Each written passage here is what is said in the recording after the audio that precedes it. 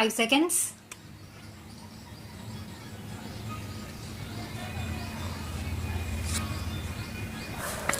I am thankful to all the honorable members who have participated in the debate.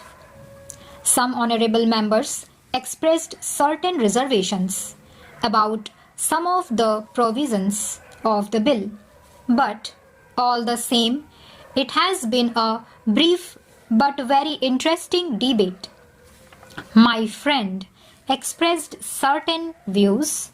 I thought that his party had become wiser because of some developments in the country and because of the way the problems of land and agriculture in this country were getting solved. And my understanding was that party broadly agrees with the national guidelines on the sealing laws. Once I had some talk with his leader and I was told that the party broadly agrees with the land reforms legislation and guidelines. But opposite views I have heard just now from my honorable friend. Sir, these broad guidelines and the national sealing laws have been broadly accepted in this country as part of the land reforms, and there has been by and large a part of the land reforms, and there has been by and large a general consensus irrespective of party platforms. But while my friend spoke about the bill, though he did not positively say that he is opposed to the provisions, he expressed certain views. For instance, he thought that there are certain contradictions involved in the government policies as far as land sealing laws are concerned. He asked, how is it that, on the one hand, the government is promoting mechanization and, on the other, the government wants to have farms of 8 hectares. Now, I would like to tell my friend that as far as India is concerned, first of all, this is not a country where we can afford to have big farms.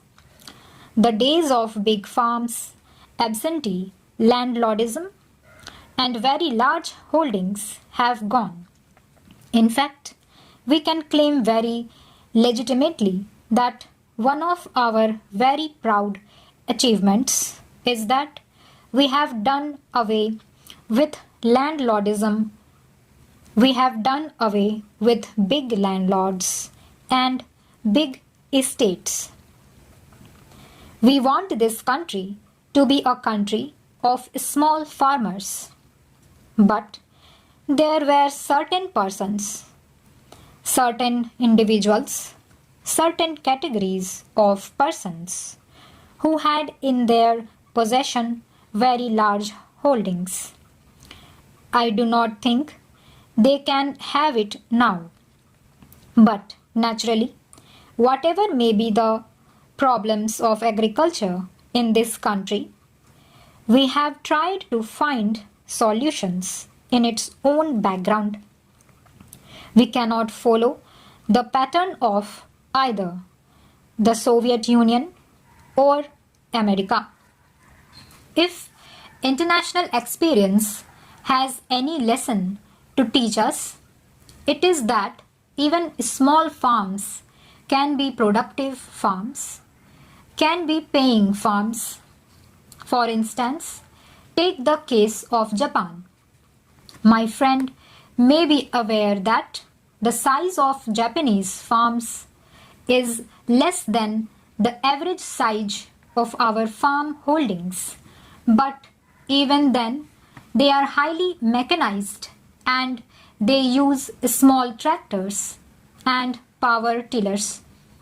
So, There is no basic contradiction on our scheme of things.